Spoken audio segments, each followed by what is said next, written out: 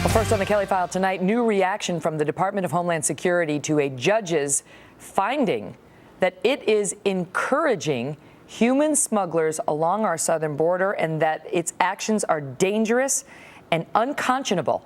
Trace Gallagher live in our West Coast newsroom with more. Trace?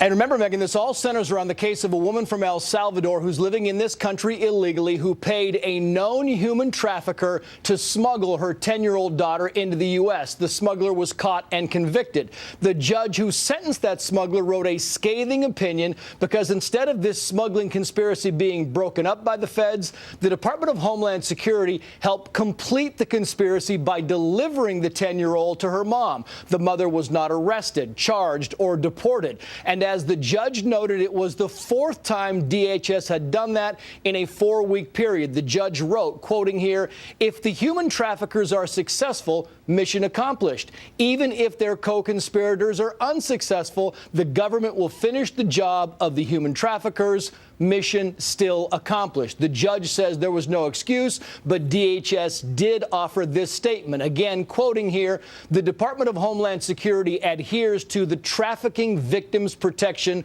Reauthorization Act and other applicable laws when encountering unaccompanied minors." We checked that federal act. It's very long. We could not find any apparent reference to federal government ignoring illegal activity. The judge wrote that DHS is encouraging parents to jeopardize their children's safety by placing them in the hands of known traffickers and of funding the drug cartels because they are the ones who control the human trafficking. In short, the judge says the DHS is simply on a very dangerous course. Wow. Megan. Trace, thank you.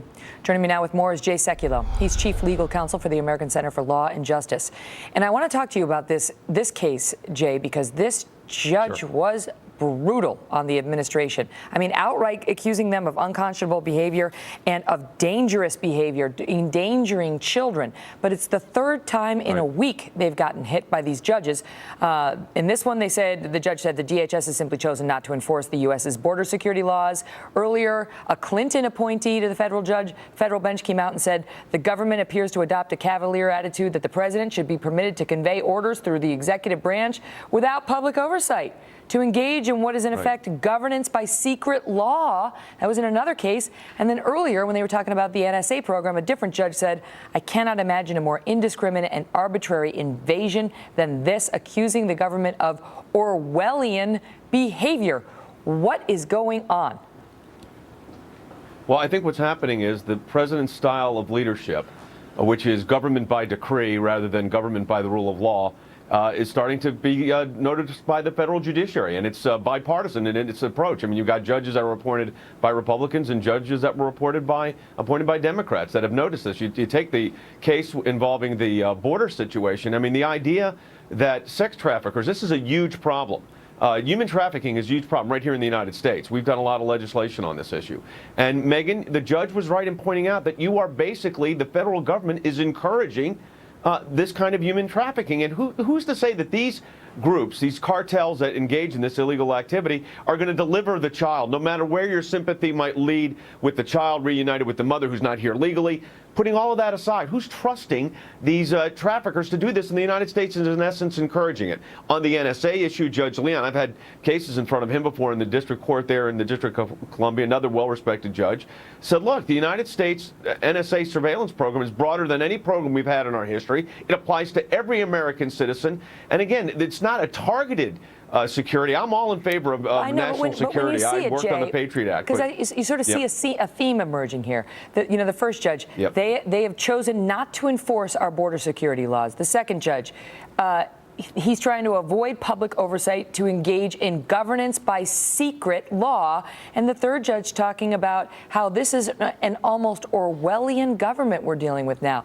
I mean, the judiciary serves a very important function in this country, and they are supposed to be sort of the final check on a branch or the other branches who get out of control. It sort of brings us back to what you and I talked about a couple of weeks ago, which is how important it is that they've now changed the rules on how you get a judge on the bench, and President Obama now has a lot of control over that. And this is precisely the reason he wanted control, and this is precisely the reason why Senator Reid, Harry Reid, the majority leader, and the Senate changed the rules, exercised the nuclear option. They have the constitutional right to do it. They did it. And the president's doing it because he is governing by decree here.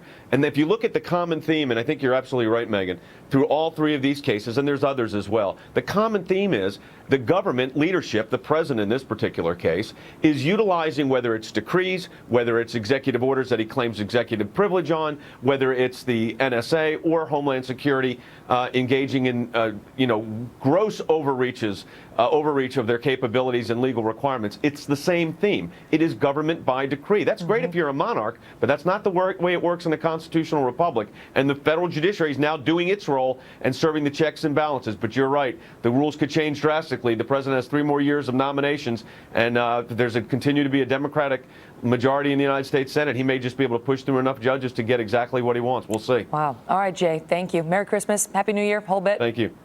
Merry Christmas and Happy New Year to you, too.